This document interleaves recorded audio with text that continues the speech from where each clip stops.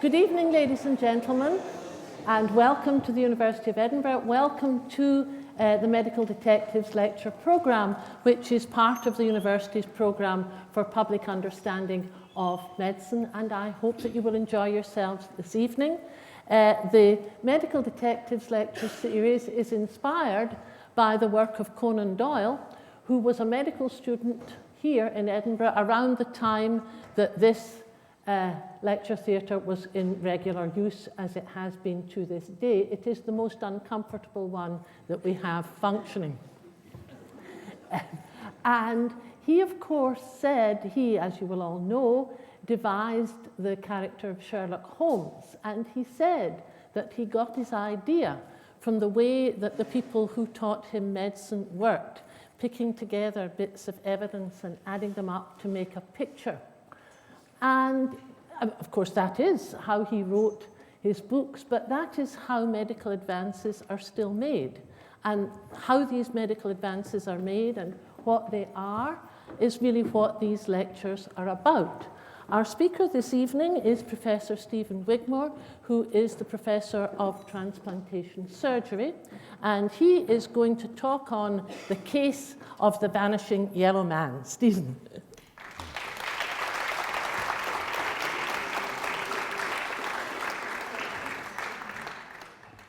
Thank you very much, Professor Johnston.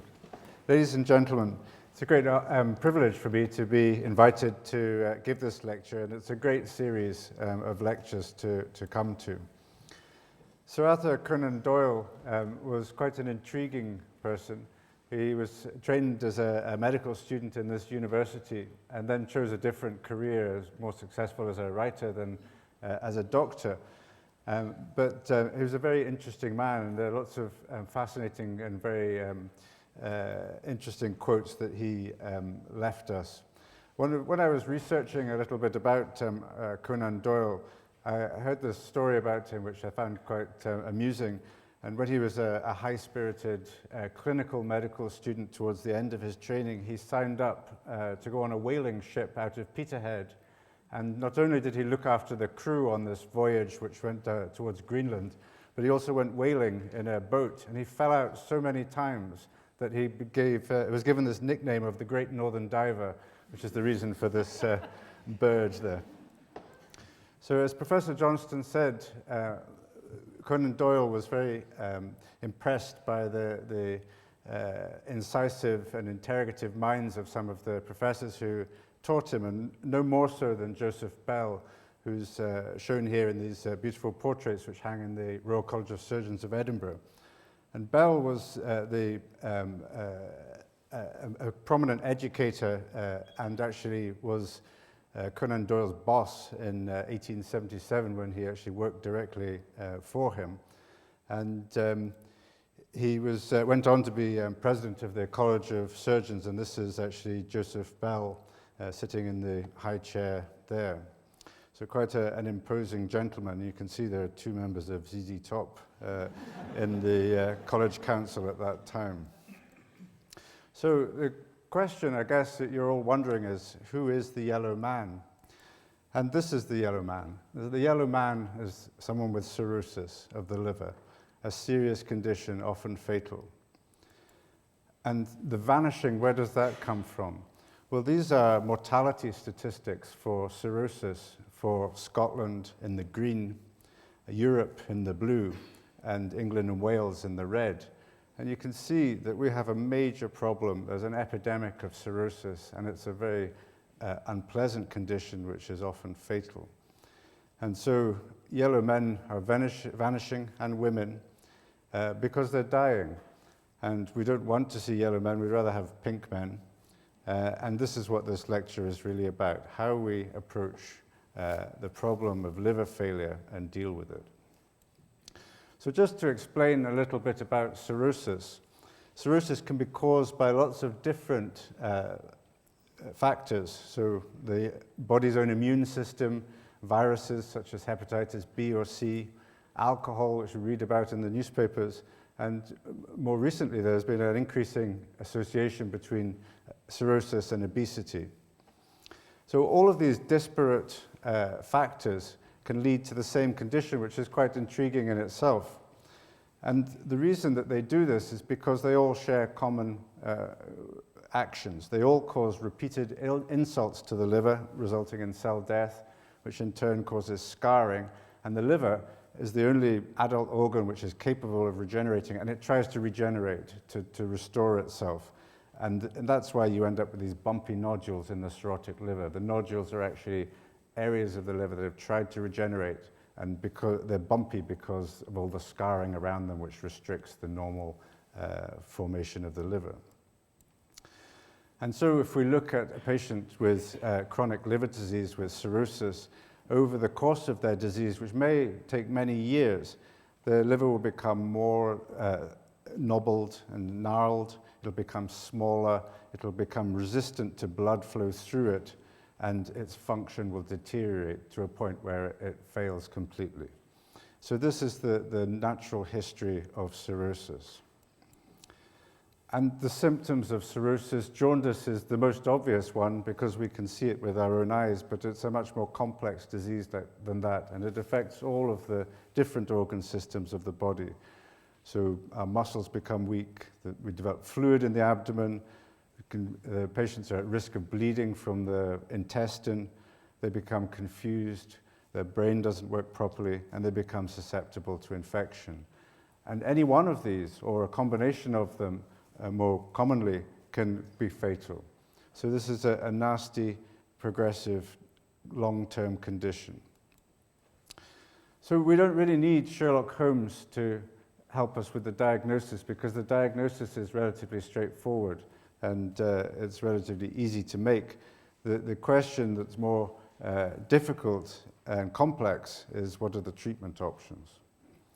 So if we were to split this down into a logical process, you might say, well, let's see what happens if we just treat the symptoms. And there are lots of different treatments that are currently in use for cirrhosis. So these treatments will reduce the chance of patient bleeding. These reduce the chance of fluid accumulating in the abdomen. These will reduce itching and the physical appearance of jaundice. And these affect confusion and coma. And all of these treatments have an important role in modern day medical practice, but they don't alter the disease process. So what we're talking about is symptom control. Occasionally they will prolong people's lives, but the underlying disease remains the same and progresses. We could replace the liver, and when this was first mooted as a possibility, someone might as well have said, well, let's fly to Mars, because it was such an abstract idea. And it really took an exceptional person to tackle this problem, and that person was Tom Starzl. He was a surgeon in Denver in Colorado, and he had this belief that it would be possible to transplant the liver, a very, very complex organ compared with a kidney. And he started practicing transplanting on dogs, and then he got permission from his hospital to transplant a human liver. And his first 4 patients all died, and some of them didn't even make it out of the operating room. But each time he learned more, and his team, and they developed techniques, and they kept going. I'm not sure whether you could actually probably do that now. You'd probably be stopped from practicing by the regulatory authorities. And it took a lot of belief from his institution and also from his team to keep going. But they were successful, and they broke the back of this difficult problem of doing a liver transplant. And doing a liver transplant has been likened to changing the engine of a car, which is fine. It's lots of pipes and hoses. But the trick is, while the car is driving down the road, that's the tricky bit. So Tom Starzl plowed a lone furrow in America and actually started liver transplantation. In the UK, it was really pioneered by Sir Roy Khan in Cambridge, who did the first transplant here in the UK. And he's still alive and well, Roy Khan. It was quite a bit later that the Scottish Liver Transplant Unit was set up, actually in 1992. The key sort of individuals involved in that process, as shown here. Neil Finlayson was the hepatologist who headed the liver medicine unit at the time, and it was actually him who was really desperate to offer a treatment in Scotland that was only available in Birmingham and London at the time, and some places in Cambridge. James Garden was the young surgeon who had just come back from Paris, where he'd gone to learn how to do a liver transplant. And David Carter was the political influence and the person who had the organizational ability to make it happen. And so the liver transplant unit was born in 1992, and I actually started working in it about 4 years later in 1996 as a trainee and did my training there. And almost immediately, the unit started to produce really dramatic outcomes, and so people who could barely get up and get themselves dressed were able to enjoy their grandchildren. And this man, who was a friend of mine, Brian, who I transplanted, I think 12 years ago, has now written 3 novels and lives a very full and active life. Brian, incidentally, nearly started a riot because he told everybody that after his liver transplant, his golf handicap dropped by 4, and he assured everybody that it was due to the fact that his swing had improved. I actually think it was because he wasn't encephalopathic anymore, and there was only 1 ball instead of 2 to hit. So we've just had our 20th anniversary for the liver transplant unit. We've transplanted well over 1,000. In fact, we're getting on for 1,200 patients now. And so this could be a very short lecture, and it's a huge success, and that's all wonderful, and there's lots of happy patients. However, liver transplantation has its limitations, and perhaps the biggest one is the shortage of organ donors. So there's just simply not enough livers to meet the demand of patients, and that's an eternal sadness for us when patients that we could save die for want of a donor organ. And we have tried to deal with this problem. We've tried to expand liver transplantation by splitting livers in 2 so that the small part on the left can be given to a baby and the larger part can be given to an adult, and that's very successful. We've started doing living donor liver transplants where a patient can donate half of their liver to a friend or relative. We've expanded the way that or changed the way that we do organ donation so that we can include people who die in different ways that were hitherto unused. And we've extended the criteria of donor organs that we're prepared to use. And all of this requires a huge amount of teamwork and effort, and we have a great team here.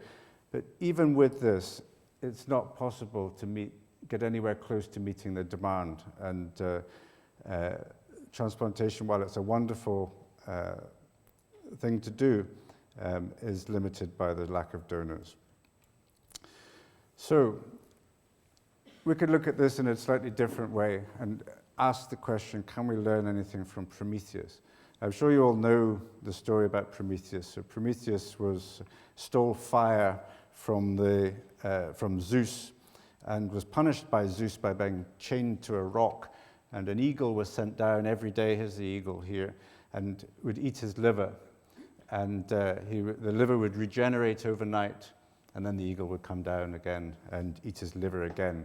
And so Greeks obviously understood the fact that liver could regenerate. This eagle is particularly clever because it's a laparoscopic eagle that can remove the liver through a tiny little hole. We're not quite so good at that. But the important thing is that the liver is an organ which can potentially regenerate itself. So when I sort of lie awake at night, I think about these questions and how we're going to answer them. And in particular, what can the normal liver teach us about the consequences of having cirrhosis? Particularly because I'm a liver surgeon, and in my daily work, I do big operations on people's liver that allow us to do interesting experiments, obviously with their consent and permission, that can address some very important questions. And the first thing that we realized was that there was a fundamental issue about understanding the relationship between the volume of the liver and its function. And although we have lots of blood tests and things that we can do, there aren't actually any particularly good measures of liver function.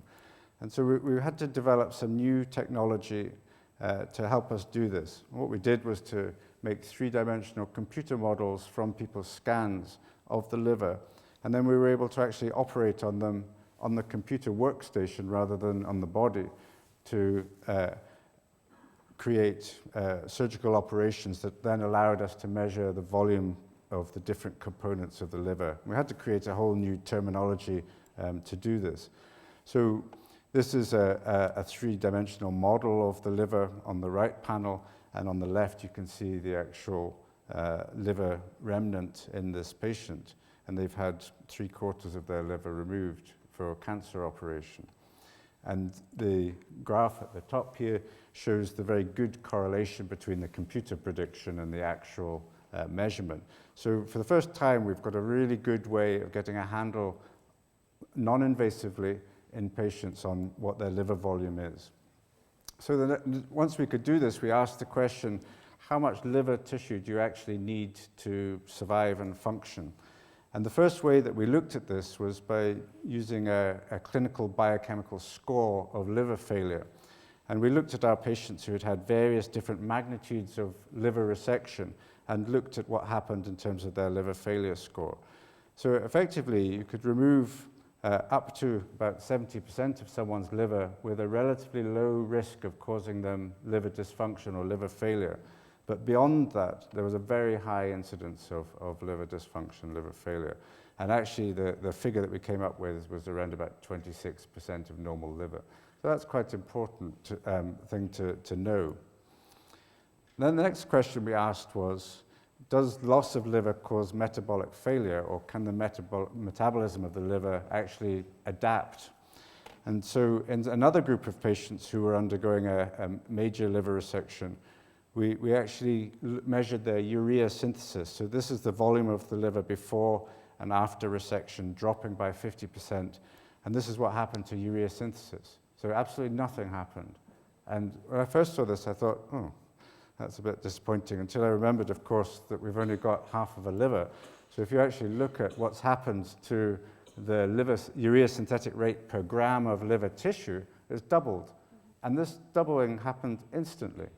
So the metabolic adaptation of the liver is amazing.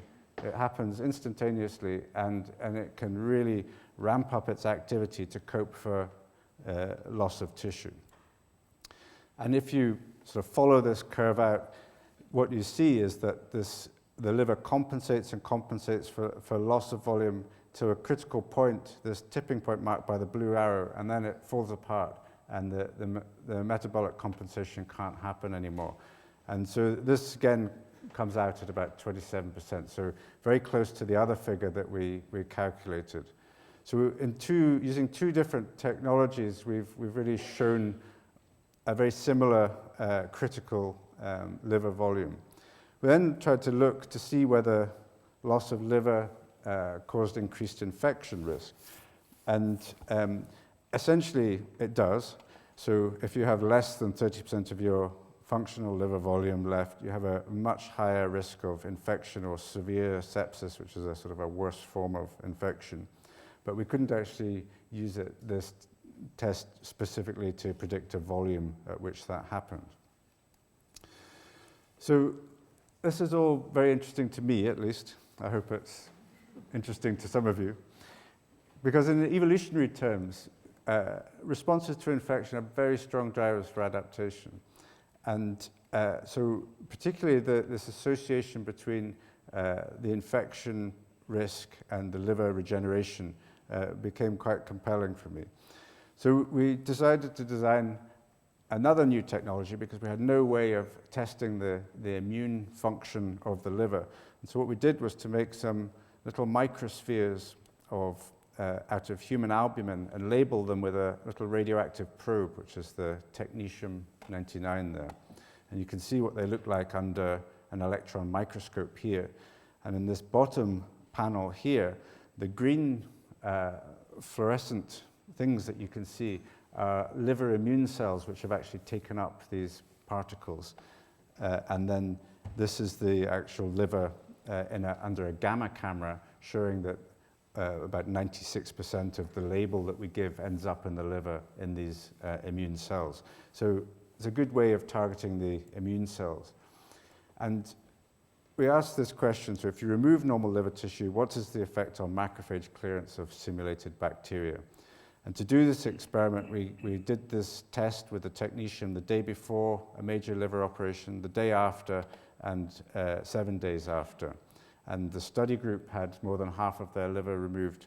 And these were patients who had cancer, obviously. There was a good reason for them to have half of their liver removed. The control group had their abdomen opened as if they were going to have a liver resection, but didn't actually have a liver resection. And that was usually because their disease was more extensive than had been predicted, and they were not technically operable. And what we found was that the patients who underwent a major liver resection had a huge shift in their immune clearance, a deterioration. And interestingly, it became the same level as a group of patients with advanced cirrhosis. So by removing a lot of tissue, you create the same sort of immune environment in the liver that you have in advanced cirrhosis. So looking at the other side of this, we've done another experiment using the same technology, and what we've done here is to actually look at the restoration of immune response that happens after a liver transplant. So on the left, you'll see that patients with cirrhosis have far worse clearance than healthy control patients. And then if you do a liver transplant on them, their immune function almost immediately returns to normal, well, at least within a week. So that's very good. So what have we learned about the liver from this sort of series of experiments? Well, it has a huge capacity for metabolic compensation, but when it decompensates, the drop-off is very steep. And this is important mirrors what happens in a clinical situation. So when patients with chronic liver disease or acute liver failure get sick, they become the sickest patients in the hospital very quickly. The liver is important for infection, and repair of the immune function takes longer than metabolic recovery. So in those patients who had the liver resection, the immune deficit carries on for quite a long time, and it takes a long time to recover. And I think the most important thing for me as a surgeon on the edge of liver failure is that the difference between liver function and liver failure is very small, and it may even be a matter of grams. And that's important also when you think about cell therapy, because perhaps you don't need to completely regrow a liver to make someone better. Maybe you just need to get a decent engraftment or a 2 or 3% increase in the cell volume to make a difference. So the question that comes to me after all of this is, what if liver regeneration isn't driven by metabolic demand, because we've seen that metabolism was able to adapt very quickly, but actually it's driven by a need to restore immune function. So that's quite a sort of unusual perspective to take, and we've got a growing belief that the liver cell and the immune cells may have a very important interaction that regulates regeneration. So to address these questions further, we need to go to my very good friend and colleague, Stuart Forbes, who's my counterpart on the medical side. So he's the professor of transplantation medicine. And Stuart has a particular interest in how cells know how to repair themselves and regenerate in organs. He's a stem cell specialist. And he's particularly interested in the signaling pathways that tell cells to do what to do. And I'm going to present some of Stuart's work along with Luke Bolter, who's a genius, rising star biologist in the university, and Ben Stutchfield, who's a young surgeon who's also a rising star. So Stuart and Luke asked this question of how progenitor cell fate is determined in the diseased liver. So in a patient with cirrhosis, there are lots of stem cells or progenitor cells that appear, and this is part of the attempt of the liver to repair itself, to regenerate itself. But nobody actually knows how these cells decide to become one type of cell or another. And what they found was that it's all to do with sort of special signals. So if the notch pathway is expressed in cells, they become bile ducts. And if the Wnt pathway is expressed in cells, they become liver cells. And this all seems to be regulated by macrophages in the liver, which is really interesting because the cells that we were talking about in relation to immune function and clearance of these particles are also macrophages. And macrophages are made in the bone marrow and come into the circulation, and they also live in tissues. So there are macrophages that float around in your blood, but also ones that live in tissues and have specific functions. And one of the interesting molecules associated with macrophages is colony-stimulating factor 1, which I'll talk a little bit more about in a minute. But that has an important effect on growth and differentiation of macrophages. And it basically drives macrophages towards a more repair type behavior rather than an aggressive behavior. So if you actually take a mouse and subject it to a liver resection, normally there's a very good response in the liver growing back, and it's very brisk and active. If you actually ablate the macrophages before you do the surgery, the liver doesn't grow back, and this regenerative repair mechanism fails.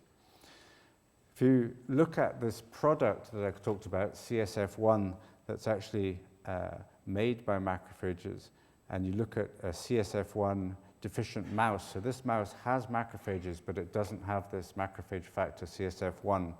Again, you get a failure of repair. So the dark bars here are the normal mouse, the regeneration, the light gray bars are the CSF1 deficient mouse. So this molecule and these cells seem to be very important in liver regeneration. And I put this little movie clip up partly to show you just how beautiful the arrangement of these macrophages that live in the liver are. And they each have their arms on the shoulders of about 6 or 8 or 10 hepatocytes. And they have a very close relationship with them, and they obviously speak to each other. And you can see why we think they might have an important role in talking to each other from this relationship. And if you look at the same macrophages in the spleen, they look completely different. They look like little green blobs, and they don't have any sort of relationship with the cells around them. So what happens if you give CSF1 to a healthy mouse? Well, what happens is that you get increased cell division in the liver, and that's what all these little brown and green spots are. And these are the controls on the left. And the liver weight actually increases. So CSF1 seems to drive liver regeneration, even though it doesn't have a direct effect on the liver cells, it's having an effect on the macrophages. And we can look at this in a different model that's more like cirrhosis. And in this model, mice have been treated with carbon tetrachloride over an 8-week period, which causes fibrosis and scarring in the liver, very much like cirrhosis. And if you do a liver resection in these mice and give them this CSF1C afterwards, then they show increased proliferation, and the liver gets bigger compared with the control animals. So not just in healthy mice, but in diseased mice, CSF1 seems to have an important role. So I guess the question then is, can macrophages or macrophage progenitors stimulate liver growth? And there are already human studies going on to actually look at this. And this is a study from Germany, which what they did was they took patients who were about to undergo cancer surgery, who needed a procedure to try and make the future liver remnant bigger. And the procedure was to basically block off a vein to the part of the liver that was about to be removed. And what that does is it makes the rest of the liver get bigger. So, and what they did from these, with these patients was they isolated their own bone marrow progenitor cells, these are macrophage progenitor cells, and cleaned them up and grew them up so that there were more of them than there were before, and then injected them back into the liver of the patients on the side that wasn't being blocked off. So these coils are blocking off the blood supply to this side of the liver, and this is where the cells are given to the other side. And what they showed was they got bigger hypertrophy of the liver remnant than if they hadn't done that, which is very interesting. And this is, an example of cell therapy in action. And there are trials of similar approaches in cirrhosis in Edinburgh and in Birmingham underway at the moment. And I understand that there's another year to go of recruitment before the trial is likely to finish. So it may be possible to modify liver regeneration or to repair the liver or to recover some function using this kind of cell therapy. So either using macrophages, the product of macrophages, which I talked about, CSF1, progenitor cells, which are sort of like a little bit more differentiated than stem cells, or stem cells themselves, which have this ability to change into all different kinds of cell types. And there's a lot of interest in this area at the moment. Now, part of the reason that regeneration fails in cirrhosis is that there's this irretrievable damage or irreparable damage to the liver scaffold. And the liver has quite a complicated structure. This is a sort of a cartoon showing the complex arrangements of blood vessels and cells, and they're they're sort of organized in hexagonal plates. So trying to replicate that is quite difficult. People have made artificial scaffolds using a variety of different polymeric compounds and sort of tried to grow simple tissues, and this is the most famous and widely known one, which is the human ear grown on the back of a nude mouse. So this is, but an ear is quite a simple thing to grow in a way because it only has one cell type in it, which is a chondrocyte, because it's made of cartilage. The liver is much more complicated, and making a scaffold that would match the liver is technically much more demanding. But there's a new kid on the block, which is tissue printing. And it's actually possible to load up inkjet printers of a certain kind with cells and with hydrogel, and to print an organ with a 3-dimensional inkjet printer. And this is an example. This is not an artist's impression. This is actually a photograph of a liver that's been printed using a 3D printer in Japan by Sugimoto in Kobe. And he's actually using this in a different way, not to try and create an organ to transplant, but to understand the relationship between tumors and blood vessels to enable him to do more accurate and effective surgery. But the technology is there to try and print an organ, and people have already tried to print kidneys and other tissues. If another way that people are approaching the same problem of scaffold is the D-cell recell technology. And what that does is, this is a mouse liver here. And what they've done is they've digested the cells away from the mouse liver progressively, and you can see it becoming progressively fainter until you've got this jellyfish-like ghost under section E here. And this process washes all the cells out, but retains the scaffold of the liver, the structure of the liver. And if you actually look at the detailed scaffold that's left behind, it's incredible. And this is down to sinusoidal level, incredibly small vessels here, and under the electron microscope, the vessel walls and the structural arrangements of the bile ducts and everything else in the liver is maintained. And then what they've done is to put cells back in sequence, different types of cells, to see if they can actually recreate the liver in this D-cell recell technology. And this bottom panel here shows the artificial liver that they've reseeded, and this is the normal liver at the top. And you'll notice that there are black holes, and it's not quite as neat as the top control liver, but it's actually not bad. And these livers have actually been transplanted back into mice and have actually shown function. So that's quite incredible. But how would that work in humans? Well, I said we don't have enough donors. We don't have enough suitable donors. We have quite a lot of unsuitable donors who, for one reason or another, we can't use their liver. And it's possible that such livers could be decellularized, leaving a scaffold. And then, because this is a chronic condition which lasts many years, a patient's own cells could be harvested and used to repopulate the liver scaffold, which could then be transplanted back in. And that's the model that people are looking at in the brave new world. D-cell recell technology and tissue-printed organs do have their problems, though. They lack the subtlety of cell-cell interaction.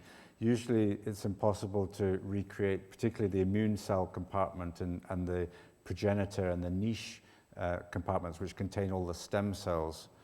And the patients would still theoretically require surgery, but it does have potential, and I would suggest you should watch this space because it may well come to a hospital near you in the next 20 years or so.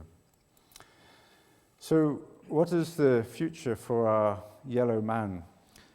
I think transplant surgery is going to have an ongoing and important role, but I think that tissue engineering and cell therapy are increasingly going to interact with that, and that we'll be looking at composite approaches to some patients.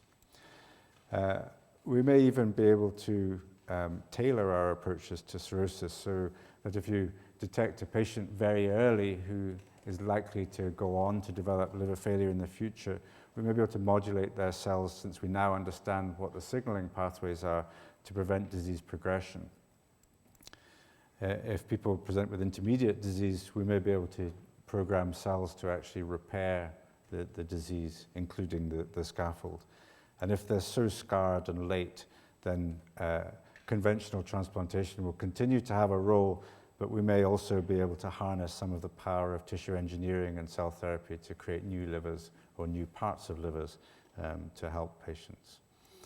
So I think Conan Doyle and Sherlock Holmes, his character, would appreciate that this problem of chronic liver disease is far from elementary, and they would probably, I hope, applaud the ingenious approaches that other researchers as well as our team are employing to try and address the problem of cirrhosis and chronic liver failure.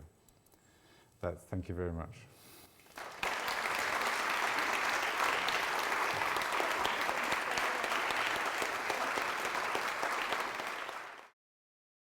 This production is brought to you by the University of Edinburgh.